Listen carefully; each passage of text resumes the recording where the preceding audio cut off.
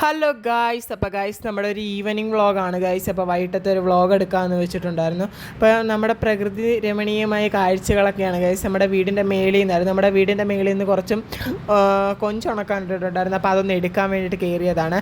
പിന്നെ ഗായ്സ് നമ്മുടെ ചാമ്പയൊക്കെ നന്നായി പൂത്തിട്ടുണ്ട് കേട്ടോ ഗായ്സ്. ഇപ്പം ചാമ്പയുടെ സീസണാണെന്ന് തോന്നുന്നു. ചാമ്പയൊക്കെ നന്നായിട്ട് പൂത്തിട്ടുണ്ട്. പിന്നെ നമ്മുടെ ചെടികൾക്കെല്ലാം വൈകിട്ടിങ്ങനെ വെള്ളം ഒഴിക്കാറുണ്ട് കേട്ടോ. അത് നന്നായി ഇപ്പം നല്ല വെയിലാണല്ലോ. അപ്പോൾ ആ വെയിലിനനുസരിച്ച് ഇഷ്ടത്തിന് വെള്ളം ഒഴിച്ചു കൊടുക്കണം, അല്ലെങ്കിൽ നമ്മുടെ ചെടിയെല്ലാം കരിഞ്ഞു പോവും. അപ്പോഴത്തേക്ക് നമ്മുടെ ചേച്ചി ചായ ഇടുവാണ്. നമുക്ക് ചൂട് ചായയും ബിസ്ക്കറ്റും ഒക്കെ കഴിക്കാം. അപ്പം അങ്ങനെ ചായയൊക്കെ തിളച്ച്, അപ്പോൾ ചായ ഈ കപ്പ് കണ്ടോ ഗൈസ്, ഈ കപ്പ് അന്ന് നമ്മൾ ആശുപത്രി പോയപ്പം നമ്മളൊരു ഷോപ്പിങ്ങിന് കയറുന്നെന്ന് പറഞ്ഞില്ല, ആ ഷോപ്പിംഗ് കടയിൽ നിന്ന് നമുക്ക് ഓഫറിന് കിട്ടിയതാണ് ഗൈസ്. വെറും 21 രൂപയ്ക്ക് നമുക്ക് വാങ്ങാൻ കിട്ടിയതാണ്. 4 കപ്പ് നമ്മൾ വാങ്ങിച്ചിട്ടുണ്ടായിരുന്നു. അന്ന് എന്തിൻ്റെ എന്തോ ഓഫർ അങ്ങോട്ട് നടക്കുമായിരുന്നു. സാധാരണ ഇതിൻ്റെ റേറ്റ് 65 രൂപയാണ്. അങ്ങനെ കണ്ടാണ് ഇതിൻ്റെ പ്രൈസ്. അപ്പോൾ നമുക്ക് വെറും 21 രൂപയ്ക്ക് കിട്ടി. അപ്പോൾ ഗായ്സ് ഈ ഇതെന്ന് പറയുന്നത് ഞാനൊരു വിത്ത് കൊണ്ടിട്ടാണ്, പക്ഷേ പെട്ടെന്ന് നന്നായിട്ട് കളിച്ച്. അപ്പോൾ ഗായ്സ് ഒരു ഗാർഡൻ ഹോം ടൂർ എന്നൊക്കെ വേണമെങ്കിൽ നമുക്ക് പറയാം. എന്താണെന്ന് വെച്ചാൽ അതിന് വേണ്ടിയിട്ട് ഒരു ചെടിയൊക്കെ ഉണ്ട്. നമ്മൾ ചെടി ഫുള്ളൊന്നും അറേഞ്ച് ചെയ്തിട്ടില്ല. ഇപ്പോഴും കുറേശ്ശെ അങ്ങും ഇങ്ങും ഒക്കെ ആയിട്ട് നമ്മുടെ ചെടി കിടക്കുകയാണ്. എനിക്ക് കുറേ പ്ലാനുണ്ട്. നമ്മുടെ വീട് അത് തറയൊക്കെ ഒന്ന് സെറ്റ് ചെയ്ത് കുറച്ച് ചിപ്സ് മെറ്റിലൊക്കെ വാങ്ങിച്ചിട്ട് ചെടിയൊക്കെ ഒന്ന് അറേഞ്ച് ചെയ്യണമെന്ന് ആഗ്രഹമുണ്ട്. അത് ഉടനെ തന്നെ നമ്മൾ നിങ്ങളിവിടെ വിചാരിച്ചാൽ മാത്രമേ എനിക്കത് നടക്കത്തുള്ളൂ. അപ്പോൾ അതിന് വേണ്ടിയിട്ട് ഞാൻ പരിശ്രമിച്ചുകൊണ്ടിരിക്കുകയാണ്. അപ്പോൾ അത് ഉടനെ നമ്മൾ ചെയ്യുന്നതായിരിക്കും.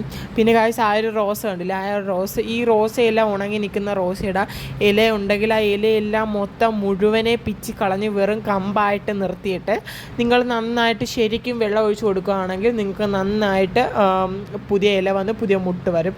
പിന്നെ അരളിക്കൊക്കെ ഇപ്പം ഞാൻ പെരവാസ്തുലി കഴിഞ്ഞ് വെച്ച് പിടിപ്പിച്ചതാണ്. ഈ തെറ്റിയും അരളിയും തക്കാളിയും ഒക്കെ. തക്കാളിക്കകത്ത് നിന്നൊക്കെ കുറേ തക്കാളി നമുക്ക് കിട്ടിയിട്ടുണ്ടായിരുന്നു. നമ്മൾ അന്നൊന്നും വീഡിയോ എടുക്കാൻ പറ്റിയിട്ടുണ്ടായിരുന്നില്ല. ഇത് പിന്നെ കൃഷ്ണനാണ് നമ്മുടെ. പിന്നെ ഇതെന്ന് പറയുന്നത് ഇതിൻ്റെ പേര് ഞാൻ മറന്നു. പിന്നെ അത് വെള്ള തെറ്റിയും പിന്നെ അതിൻ്റെ അപ്പുറത്തേക്കുന്നതിൻ്റെ പേര് മറന്നു. ഇത് നല്ല കുടം പോലെ പിടിക്കുന്ന വെള്ള ചെടിയാണ്.